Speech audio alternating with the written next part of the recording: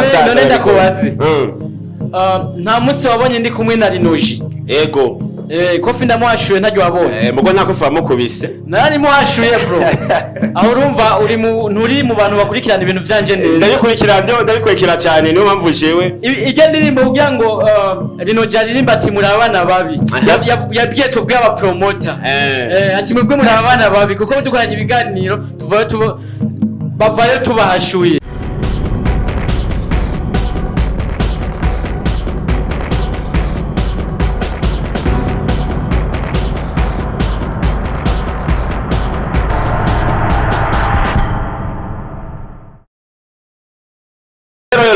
Bite so je ndibaza murameze neza nkuko bisanzwe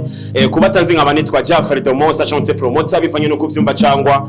uko ubishaka guys nabagiye karije mu promoter cyangwa mu journaliste wa East Africa ndetse n'isi yose kukubera ivyo ndakubwira nushobora kumpariza kuko nituba tuvukana nkaba ndi muri studio ya Rox TV TV likirabikora neza cyane nga mu gihugu nago ndabibutsa ko dufise umutumire yitwa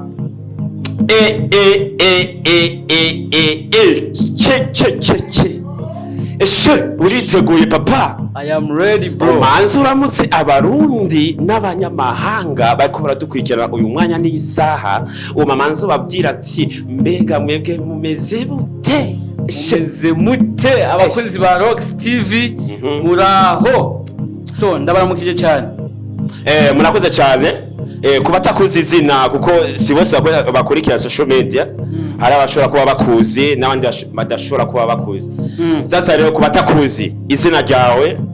ukaba witaguta mugo je ndakuzi kuko sije ndakuvugira niwe wivugira ku mazina nitwa Elias Ntirampeba ayo niyo mazina y'ikirundi ryo nibanga ndakwibiye banga okay hama nkaba ni izina ry'akazi LK nkaba nkorera kuri LK TV hama rero nagenda babwira ati bantu muko muradukurikirana bakaba bamwitwa LK TV izina yahawe n'abavyeyi yababwiye sigomwe ninde kurisubiramwo ariko izina ry'akazi akaba bamwitwa LK TV nibaza benshi niho bamumenyeye mbe ndakubaza akantu gatoya LK yego akazi kawe ko kwinjira mu cyo bitwa social media uba gatanguye ryari musaza je namye ndabifise ko namye mfise inzozi zo kuzokora ibintu bya social media ariko aho natanguye kubikora neza na neza 2022 muri 2022 naho natanguye kwinjira nyene muri entertainment ntangura guhashura abasana makofi nkuko mwabibonye yego kugeza ubu ngubu ibintu ni oji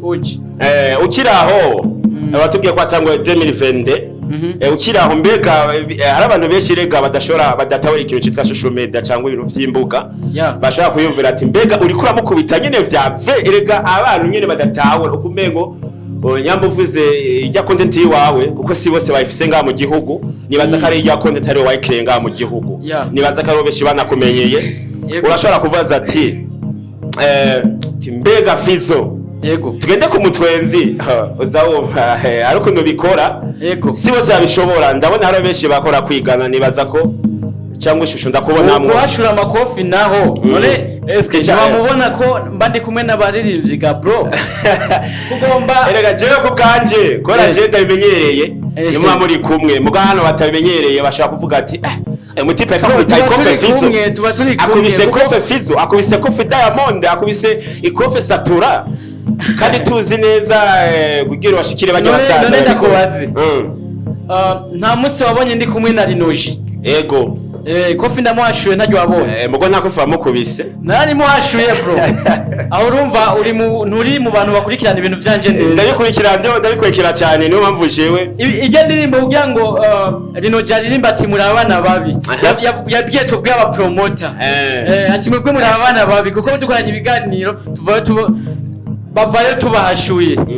twavanye ikintu hama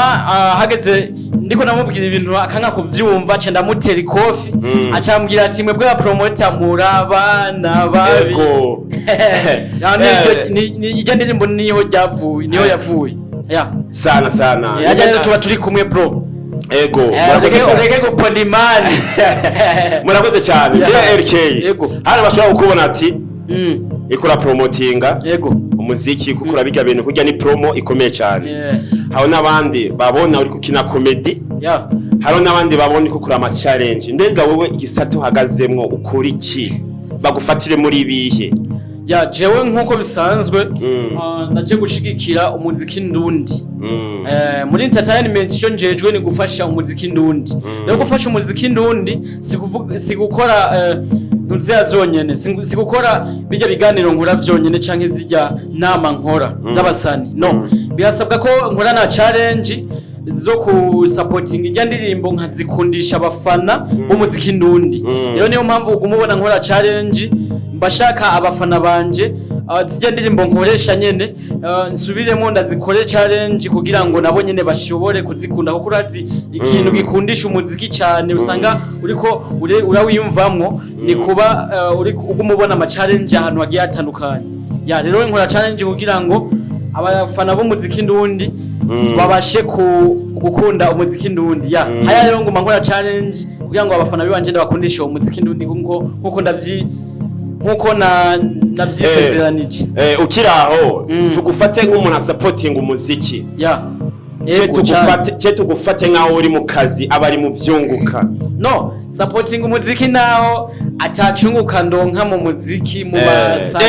ariko ndabasupportinga kubera ko twese urabona turabarundi kandi abarundi bisaba yuko twahagurutse dushaka gusumba abanyamahanga urabizi ko umuziki nk'umuziki wo mu Rwanda kutakicinjira hano mu Burundi joye biva kuri twebwe tuba turiko twawusapotinga ubu sinoca kuri studio numve yako aravuga indirimbo ya Bliss Melody nigikunda Pumu nigikunda uyumvise naho sikenshi ariko urabizi ko utegeza kuvuzwa gusa ndabona byinshi bimwe twarabizibiye biciye mu muziki umuziki nyarwanda vraiment ubu aha mu Burundi sikirenga nituwitaho cyane nko twabitaho mbere kuko turamaze kwitahura umurundi wese ubaramaze kumenya agaciro kiwe aramaze kumenya gukunda ikintu ciwe kuko twese turi mu gihugu cyatwibarutse dutegeza gukunda igihugu n'ivyaho umaze gukunda igihugu ucukunda n'ivyaho niyo mpamvu rero mvuga ati ubu rero tuvuga yuko ama challenge ukora ni support nta mafaranga yakubaho ijya platform yawe ya page ya Facebook ni gutunze mu bisanzwe oya sikuvuga uko ntunzi kuko urabona kenshi mba ndi gukora ibintu vya social media rero hagira n'abandi baba bashaka kwamamaza barancako nkabamamariza ibikorwa vyabo canke amasosiyete yabo rero kubw'ivyo hari abashobora kuronka ibiraka byo kwamamaza kandi ndabikora neza cyane ababizi barabizi tuvuge ko abafise ama company akomeye uyu musore arahari bamwitwa RK TV ni umusore ashobora gushikanira igikorwa cawe kure biciye mu mpano y'Imana yamuhaye kuko ega gupromotinga si vyabose gupromotinga si ibintu vyabose si ikintu umuntu ngo yisangumane ni imana umuntu avukana hari umuntu ashobora gucapa umuntu neza uko ari kandi atize ivyo mwari mubizi impano kuko nakare imana ituremana ubwenge ubumenyi tubwigira hehe aha kwisi sasa rero uyu musore niko mpimiriza n'amakampani akomeye cyane ngaha mu gihugu murakwiye guza murashigikira abatipe kuko n'abatipe bitanga cyane na promoter bitanga reka tugushimire cyane kutitabira kuri Rock City TV nibaza ko n'ikindi gihe tugukeneye uzotwemerera ugashika ngaha ku TV ikomeza gushigikira impano z'igihugu ariko nkuko nkunda umuziki ndundi ndifuza kuririmba hariho indirimbo ndikunda tegura songe bro songe y'ibisatsi nawe ugiye mu vyo kuririmba nawe nkeneye gushikira umuziki ndundi mu gihe ukorera abasani no shobora kubagatera ugira uvange uri umupromota naco nzoyibana nagaruka ariko yamaze kujahabona barakoze cyane nerekeye burya hari umusani wamaze guhura n'abasani benshi bajya bamukubita amakofe bose benshi twamaze guhura gusa n'uvyerekana ariko oya kuvyerekana bifise umwanya wavyo ya twobipanga hama kenshi kugira ngo ndavyerekane ni ibintu tuba twapanze tuvuga ati duhurire muri iki gikorwa hama bigende uko hama kugira ngo tushobore kubipostinga none twobura agiye nko muri studio kuririmba hama tugaca tujyana ifoto twobura arabikunda ariko je sive vy'iwanje duhuye ego oya jewe duhuye simaka ngo namusaba ifoto no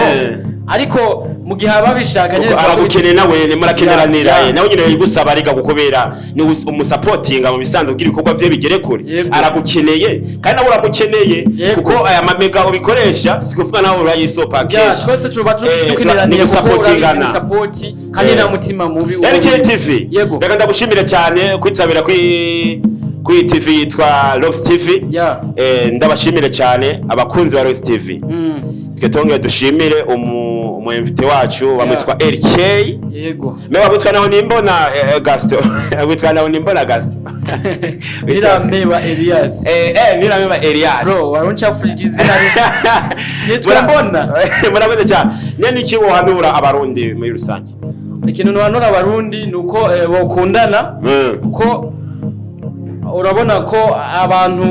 baba bafise impano ni kuvuga yuko hariho abantu usanga bafise ubushobozi bwo gushigikira impano ariko ugasanga ubwo bushobozi bamutwara mu bintu bitari ivyo rero ukuntu ku muntu ushobora kubona afise impano urabona ko twese turi abarundi nuko two supportingana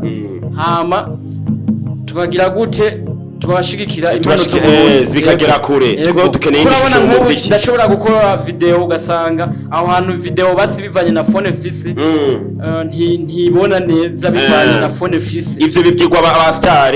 uyu yafise kuba ukomeye cyane mu muziki w'u Burundi ivyo bikubwirwa aba star cyangwa abakunzi b'umuziki cyane cyane gukora video ugasanga video ntibona neza bivanye naho hantu ugasanga na capacity ice yuzura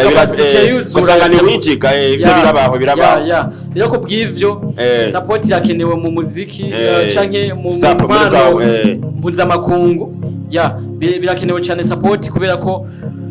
birafasha abantu birashobora kwerekana yuko impano dufise twazishira habona bana nko mu Rwanda yuko ubuye iterambere hano mu Burundi riko riraza bana n'umuziki ndundi gutakiza hano mu Burundi n'umuziki w'inyarwanda kutacija hano mu Burundi rero ko bw'ivyo vyavuye kuntuze vyavuye kwiterambere tuko turaronka hano mu Burundi ego naho murakoze cyane sezera rero abakunzi ba Rocks TV ndasezeye cyane abakunzi ba Rocks TV nongera nabashimira cyane ego mukore subscribe kuri TV yitwa Rocks TV kandi nushobora kuyihaririza kuko itanga amakuru ari update